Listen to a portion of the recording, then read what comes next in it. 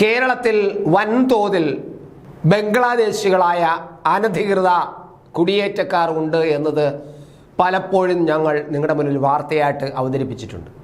അടുത്ത കാലത്ത് ആസാമിൽ നിന്നുള്ളൊരു പോലീസ് ഒരു ബംഗ്ലാദേശിയായ ഒരു തീവ്രവാദിയെ ഇവിടെ നിന്നും അറസ്റ്റ് ചെയ്തുകൊണ്ട് പോയപ്പോഴും കേരള ഗവൺമെൻറ് ഇതിൽ നിസ്സംഗത കാണിക്കുകയാണെന്നും കേരളത്തിൽ വൻതോതിൽ ഈ അനധികൃത കുടിയേറ്റക്കാരുണ്ടെന്നും അതിനകത്ത് കൊലപാതകികളും തീവ്രവാദികളും ഉൾപ്പെടെയുള്ള വൻ ക്രിമിനലുകളുണ്ടെന്നും നമ്മൾ പറയുകയുണ്ടായി. തീർച്ചയായിട്ടും ഇത്തരം കാര്യങ്ങൾ നമ്മുടെ ഗവൺമെൻറ് അത്ര സീരിയസ് ആയിട്ടുള്ള വളരെ ലാഘവത്തോടെയാണ് കാണുന്നത്. ഇപ്പോഴിതാ നമ്മളെ ഞെട്ടിപ്പിക്കുന്ന തരത്തിൽ ഒരു വലിയ സംഘത്തെ 27 പേരടങ്ങുന്ന ഒരു സംഘത്തെ അനധികൃതമായിട്ട് ബംഗ്ലാദേശിൽ നിന്നും ഇന്ത്യയിലേക്ക് കുടിയേറിയവർ കേരളത്തിലെത്തിയിരിക്കുന്നുവെന്നും കേരളത്തിൽ നിന്നും അവരെ പിടികൂടിയെന്നുമുള്ള വാർത്തയാണ് വരുന്നത്. കേരള ജനത ഞെട്ടിക്കേണ്ടത് തന്നെയാണ്, ഞെട്ടേണ്ടത് തന്നെയാണ്, രാജ്യവും ഞെട്ടേണ്ടത് തന്നെയാണ്. ഇവരെല്ലാം വ്യാജ ആധാർ കാർഡ് ഉപയോഗിച്ചാണ് കേരളത്തിലെത്തിയിരിക്കുന്നത്. എങ്ങനെയാണ് ഇവർക്ക് ആധാർ കാർഡ് കിട്ടിയതെന്ന് തീർച്ചയായിട്ടും അന്വേഷിക്കേണ്ടത് തന്നെയാണ്. രാജ്യത്തിൻ്റെ ഏറ്റവും പ്രധാനപ്പെട്ട പൗരന്മാരുടെ തിരിച്ചറിയൽ കാർഡാണ് ആധാർ. ഭാരതത്തിലെ പൗരൻ്റെ പ്രധാനപ്പെട്ട തിരിച്ചറിയൽ കാർഡ്. ആ ആധാർ എങ്ങനെയാണ് ഈ വ്യാജന്മാർക്ക്, ഈ കുടിയേറിയ ഇന്ത്യ വിരുദ്ധന്മാരായ കുറേ ആൾക്കാർക്ക് ഇന്ത്യയിൽ ആധാർ കിട്ടിയത് എങ്ങനെയാണ്? കൃത്യമായിട്ടും അന്വേഷിക്കേണ്ടതാണ്. നമ്മുടെ എല്ലാ കാര്യങ്ങളും വളരെ സമർത്ഥമായി നടക്കുന്നു നമ്മുടെ രാജ്യത്ത് ഇത്തരം തീവ്രവാദികൾ അല്ലെങ്കിൽ അനധികൃതരായി എത്തുന്നവർ എങ്ങനെ എത്തുന്നു എന്നുള്ളത് നമ്മൾ പരിശോധിക്കേണ്ടത് തന്നെയാണ്.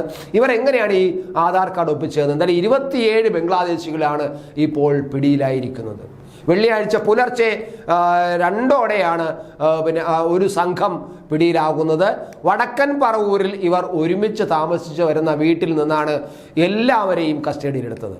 വടക്കൻ പറവൂരിലാണ്, നമ്മുടെ കേരളത്തിലെ വടക്കൻ പറവൂരിലാണ് ഇവർ ഒരുമിച്ച് ഒരു വീട്ടിൽ താമസിച്ചിരുന്നു. ഇവരെ ഒരുമിച്ച് തന്നെ പോലീസും രഹസ്യാന്വേഷണ വിഭാഗവും വന്ന് പിടികൂടുകയായിരുന്നു.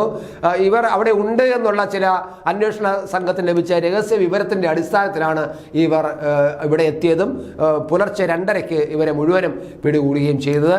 ഇത്രയും അധികം പേർ ഒന്നിച്ച് പിടിയിലാകുന്നത് ആശങ്ക ഉയർത്തിയിട്ടുണ്ട് എന്നുള്ളത് തീർച്ച തന്നെയാണ്. ATS-ഉം പോലീസും ചേർന്നാണ്, ഈ അന്വേഷണ സംഘമായ ATS-ഉം പോലീസും ചേർന്നാണ് ഇവരെ വലയിലാക്കിയതെന്നാണ് കിട്ടുന്ന വിവരം.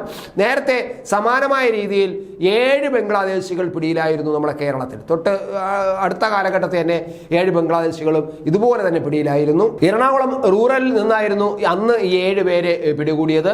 3 മാസത്തിന് മുമ്പ് ഇവിടെ എത്തിയവരാണ് എന്നാണ് അവർ അന്ന് നൽകിയ മൊഴി. എന്നാൽ ഇത് വിശ്വസിക്കാൻ പോലീസ് അന്ന് തയ്യാറായിട്ടില്ല. അവർ 3 മാസമല്ല, വളരെ നേരത്തെ തന്നെ അവരെത്തിയിട്ടുണ്ട് എന്നാണ് പോലീസിന്റെ കണക്കുകൂട്ടൽ. എന്തായാലും വിശദമായ അന്വേഷണം ഉണ്ടാകുമെന്നും പോലീസ് അന്ന് അറിയിച്ചിരുന്നു. ഇത്രയും പേർ ഒന്നിച്ച് താമസിക്കുന്നത് രാജ്യ സുരക്ഷയെ തന്നെ ബാധിക്കുന്ന വിഷയമാണെന്നാണ് വിലയിരുത്തൽ. കാരണം 27 വിദേശികൾ അനധികൃതമായി രാജ്യത്ത് കടന്നുകൂടുകയും അവർ കേരളത്തിൽ വളരെ സുരക്ഷിതമായിട്ട് ഒരുമിച്ച് താമസിക്കുകയും ചെയ്യുക എന്നത് വളരെ രാജ്യത്തിൻ്റെ സുരക്ഷയെ തന്നെ ബാധിക്കുന്നത് തന്നെയാണ്. ഇവർ എങ്ങനെയാണ് കേരളത്തിലെത്തിയതെന്ന്, ആരാണ് താമസ സൗകര്യം ഒരുക്കിയതെന്നും പോലീസ് പരിശോധിക്കുന്നു എന്ന് പറഞ്ഞിട്ട് കാര്യമില്ലല്ലോ. നമ്മുടെ കേരള ഗവൺമെൻറ്റിന് അക്കാര്യത്തിൽ ഒരു ഊർജിതമായ നിലപാടെടുക്കാൻ കഴിയുന്നില്ലല്ലോ. കാരണം ബംഗ്ലാദേശികളാണ്, അവർ ഒരു പ്രത്യേക സമുദായത്തിൽപ്പെട്ടവരാണ്.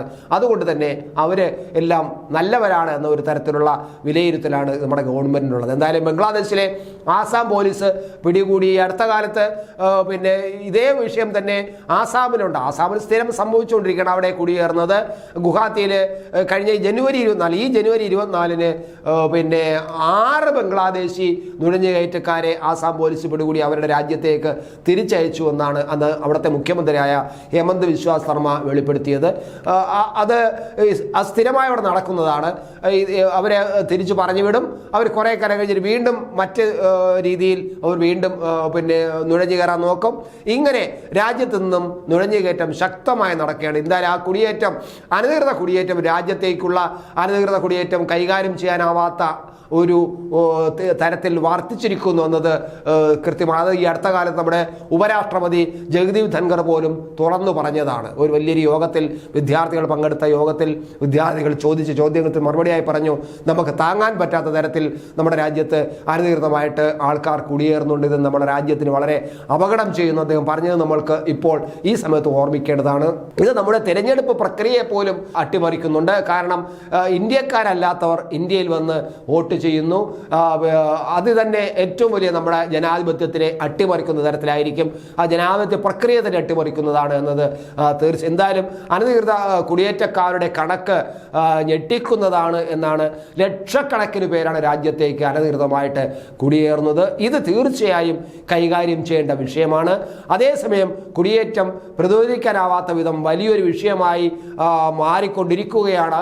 ലക്ഷക്കണക്കിന് അനധികൃത കുടിയേറ്റം നമ്മുടെ തിരഞ്ഞെടുപ്പ് സംവിധാനത്തെ സാരമായി ബാധിച്ചിരിക്കുന്നു. അവരെ പിന്തുണയ്ക്കുന്നവരും ഇവിടെയുണ്ട്. നമ്മൾ കേവലം രാഷ്ട്രീയ നേട്ടങ്ങൾക്ക് വേണ്ടി ചിന്തിക്കാതെ രാജ്യ താല്പര്യത്തിന് മുൻഗണന നൽകണം. പക്ഷേ നമ്മുടെ രാഷ്ട്രീയ പാർട്ടികൾ അതല്ല ചെയ്യുന്നത്. ഇങ്ങനെ അനധികൃതമായി കയറുന്നവരെ തിരിച്ചയക്കുമെന്നും അവർക്ക് പൗരത്വം കൊടുക്കാൻ കഴിയില്ല എന്നുള്ള തീരുമാനമാണ് നമ്മുടെ ഗവൺമെന്റ് എടുത്തത്. പക്ഷേ നമ്മുടെ രാഷ്ട്രീയ പാർട്ടികളെല്ലാം അവർക്ക് ഇങ്ങനെ അതിഥിമാർ കയറിയവർക്കും അവരെ ഏത് സമുദായം നോക്കാതെ മതം നോക്കാതെ പൗരത്വം കൊടുക്കണം എന്ന് പറഞ്ഞാണ് പൗരത്വ നിയമ ഭേദഗതിയെ എതിർത്തത്. അവിടെയാണ് രാജ്യസുരക്ഷയല്ല അവരുടെ ആവശ്യം, പൊളിറ്റിക്സ് ആണ്. ജനാധിപത്യം പോലും തകർക്കുന്ന തരത്തിലുള്ള പൊളിറ്റിക്സ് ആണ് എന്നുള്ളത് നമ്മൾ മനസ്സിലാക്കുന്നത്. എന്തായാലും ഇത് നമ്മുടെ രാജ്യത്ത്, പ്രത്യേകം നമ്മുടെ കേരളത്തിൽ ഇത്രയധികം ലക്ഷക്കണക്കിന് ആൾക്കാർ വരുമ്പോൾ ഇത് നമ്മുടെ സമ്പദ്ഘടനയെയും ബാധിക്കുന്നു എന്നത് തീർച്ചയാണ്. ഇവർ നമ്മുടെ വിഭാഗങ്ങൾ പരിമിതപ്പെടുത്തുന്നു. തൊഴിൽ, ആരോഗ്യം, വിദ്യാഭ്യാസ മേഖലകൾക്ക് കനത്ത തിരിച്ചടി നേരിടേണ്ടി വരുന്നു. ഈ പ്രശ്നം പരിഹരിക്കാതെ നമുക്ക് ദീർഘകാലം മുന്നോട്ട് പോകാനാകില്ല. ഓരോ ദിവസം കഴിയും തോറും പ്രശ്നപരിഹാരം സങ്കീർണമാവുകയാണ്. ഇതുകൊണ്ട് തന്നെ ഈ പ്രശ്നം എത്രയും പെട്ടെന്ന് പരിഹരിച്ച് തീരൂ എന്ന് തന്നെയാണ് നമുക്കും പറയാനുള്ളത്. പക്ഷേ നമ്മുടെ ഗവൺമെന്റ്, പ്രത്യേകിച്ച് കേരള ഗവൺമെന്റ് ഇക്കാര്യത്തിൽ വളരെ നിസ്സംഗത പുലർത്തുന്നത് അത്ഭുതം പുലർത്തുന്നു.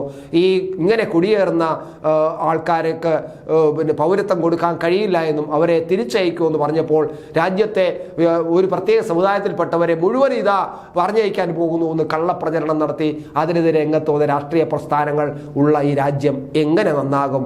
എങ്ങനെയാണ് ഈ രാജ്യം നന്നാകുക? സത്യത്തിൽ ഭയം തോന്നുന്നു. ഓരോ ജീവിതവും ഓരോ കഥകളാണ്, വേറിട്ട കഥകളുടെ ഒരു കൂട്ടായ്മ. വേണമെങ്കിൽ നമുക്കതിനെ ഒരു നോവലെന്ന് പേരിടാം.